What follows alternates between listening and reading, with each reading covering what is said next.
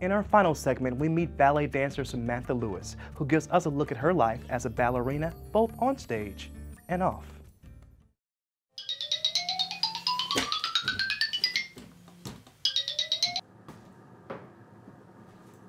I get up around 7:30 and leave around 8:30. Just in the morning, normal getting ready things, hair, makeup, normal girl things. Class starts at 9:15 and I spend about 30 to 45 minutes doing kind of a pre-class routine that I do.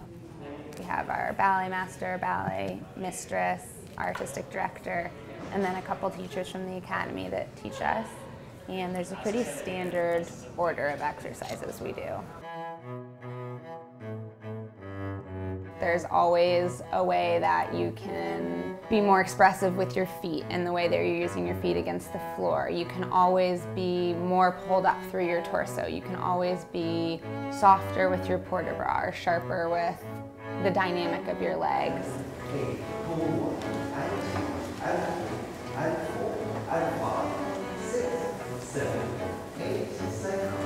As soon as you think you've figured something out, you really realize that you have not figured it out at all. And there's a pretty standard order of exercises we do. Pliés, tendus, dégagés, rond de jambes, fondu, frappe, grand battement, adagio. And then we come into the center and that's a little bit more free form in terms of what order, what combinations are given.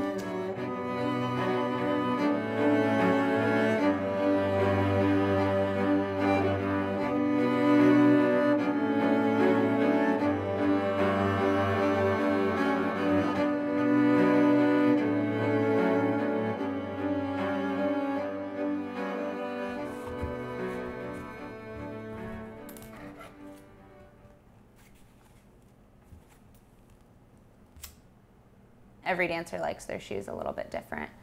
We go through about 40 pairs a year. So at the beginning of the year, we have 40 pairs of brand new shoes. There's all sorts of tricks that you kind of learn growing up, and every dancer likes it a little different. You should do that one where you go like get a Our ankle joints get jammed a lot from the point work. Our trainer will work on releasing all the muscles around the ankle joint, calf muscles, and then she'll typically try to adjust the joint to going back to its normal functioning position. See how much better it is when I get it to go? When I had my ankle surgery, I really promised myself that I was going to do everything that I could to prevent any sort of future injuries to my ankles, get rid of some of the inflammation in my body, and it's kind of like pushing reset on my lower legs a little bit.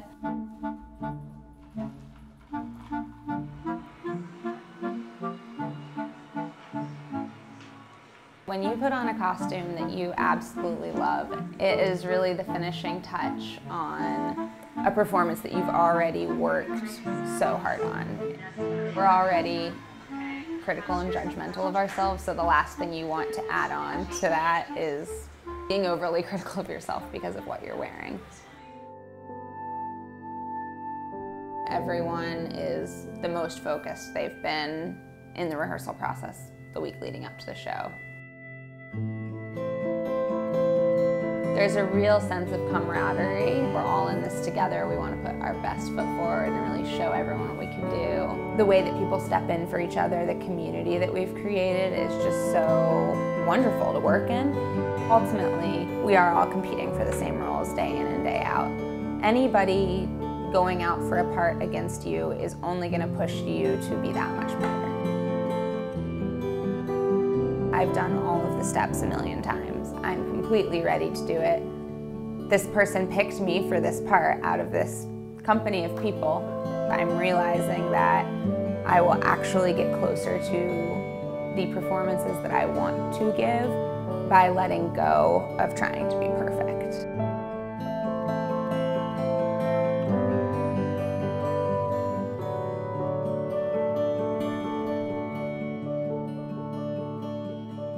Every time I step on stage, I remind myself of how lucky I am to be able to do what I do. Just, gratitude.